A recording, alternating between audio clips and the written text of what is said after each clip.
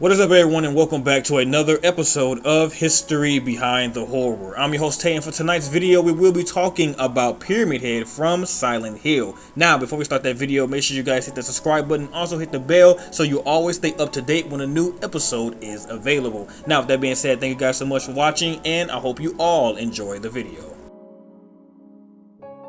Pyramid Head, also known as Triangle Head in Japanese or the Boogeyman, is a fictional monster in the Silent Hill video game series, introduced in the second installment, Silent Hill 2, as one of the two main antagonists. There it serves as a symbol of the protagonist's repressed guilt and anger over murdering his wife. He has since appeared in subsequent series entries as a main antagonist and featured in as a minor antagonist in Silent Hill Homecoming. Description: of the creatures that appear in Silent Hill 2, Pyramid Head is one of the few that is overtly masculine in appearance, whereas the other monsters generally have feminine features to them with the exception of the Door/Abstract Daddy.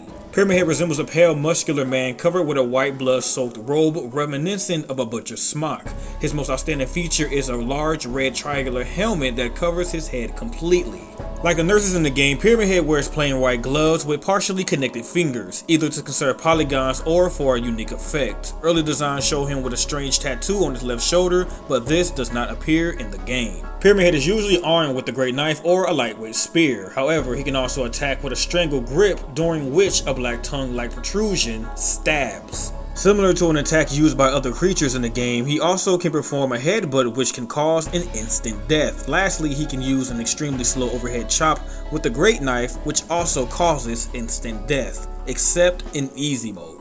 Pyramid Head does not speak, but grunts and moans painfully inside the helmet. His breath hisses through the helmet's grills. His actions display shocking brutality as shown through the game in two separate scenes. He sexually assaults and violently kills two mannequins and a lying figure.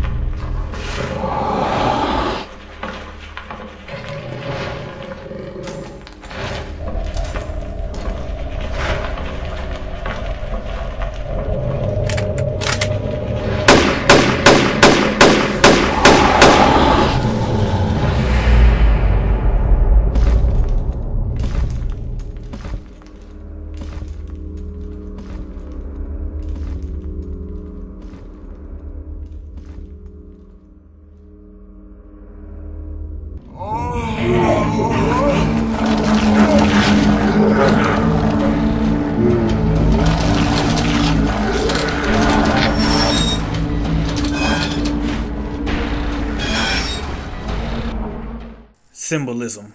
As revealed throughout the game, Pyramid Head's appearance was a variation of the outfits of the executioners from times past, who wore red hoods and ceremonial robes to make themselves similar to an angel. Pyramid Head also shares traits with the angel, such as similar gloves, cloth stitching, and following the protagonist of the game. According to documents created for the release of Silent Hill 4, The Room, a section of the Silent Hill cults wore the executioner's costume depicted in Silent Hill 2. In Silent Hill 2, Pyramid Head serves as a symbol of the repressed anger and guilt of the protagonist James. Pyramid Head also functions as both an executioner of Maria and the constant tormentor and punisher of James. The fact that he's seen molesting various monsters could be symbolic to James Sunderland's sexual frustration, seeing that James' wife has been deceased for 3 years. Story role. Throughout the game, Pyramid Head is a tenacious antagonist who follows James throughout Silent Hill for an unknown reason. Unknown to James, Pyramid Head is a physical manifestation of his guilt over his wife Mary's death. James first encountered Pyramid Head in a woodside apartment in a dark corridor on the 3rd floor. Although Pyramid Head carried an executioner blade, iron bars prevented him from reaching James and killing him. Seeing no other option, Pyramid Head watched James enter the next room. When James left the room and re-entered the corridor, Pyramid Head had vanished into the darkness. James later encountered Pyramid Head a second time when he was attacking two mannequins and killed both of them and James hid in a closet. After killing the mannequins, Pyramid Head noticed that James was hiding in a closet and morphed towards it to kill him. But James was frightened and pulled out a pistol and shot Pyramid Head multiple times in the helmet. Pyramid Head shrieked in pain and staggered out of the room and retreated.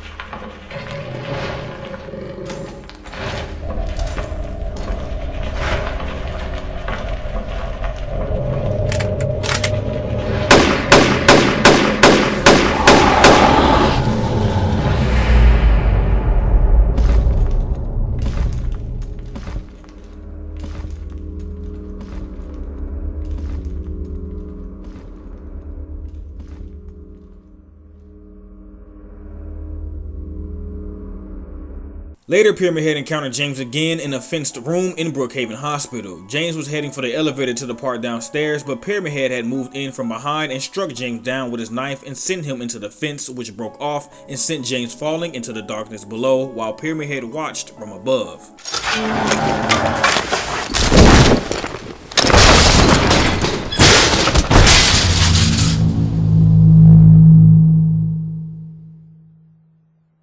Later, Pyramid Head went to the basement of the hospital and found James, who survived the fall, and a woman who resembled his wife Mary named Maria. Pyramid Head had chased the duo through the basement. James finally made it to the elevator, but at the last second, Pyramid Head caught up and stabbed Maria with a spear, killing her, but James was able to flee again, and the door slammed on Pyramid Head.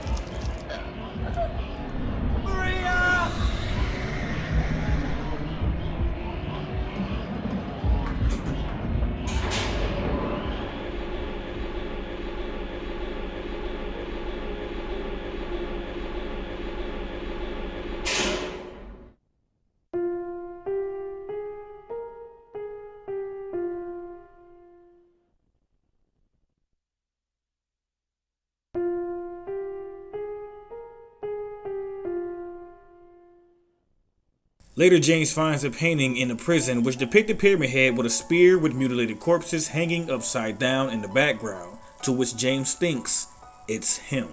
Biographical information. Full name, Pyramid Head. Alias, Red Pyramid Thing, Red Pyramid, Triangle Head, the Boogeyman. Origins, Silent Hill 2. Occupation, Grim Reaper of Silent Hill.